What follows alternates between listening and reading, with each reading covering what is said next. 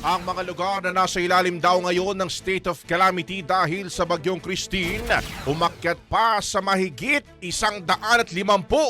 Brigada Kath Austria, i-brigada mo! Brigada Live Report.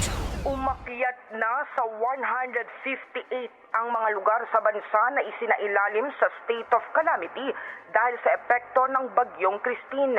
Batay sa pinakahuling ulat ng National Disaster Risk Reduction and Management Council, 78 rito ay mula sa Bicol Region, 63 lugar sa Calabarzon area, 13 sa Region 8 o Eastern Visayas at tig-1 lugar sa Regions 1, 12, CAR at NCR.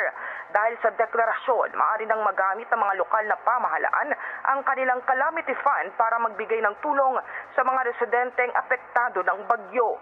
Samantala, umakyat pa sa 5.9 million individuals o katumbas na 1.4 million families ang naapektuhan ng bagyo sa 16 na rehiyon sa bansa.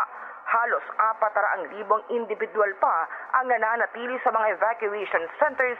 Pinakamarami sa naitala ay mula sa Bicol Region. In the heart of changing lives, ito si Brigada Kath Austria ng 105.1 Brigada News sa Manila, The Music News Authority. Brigada Balita Nationwide.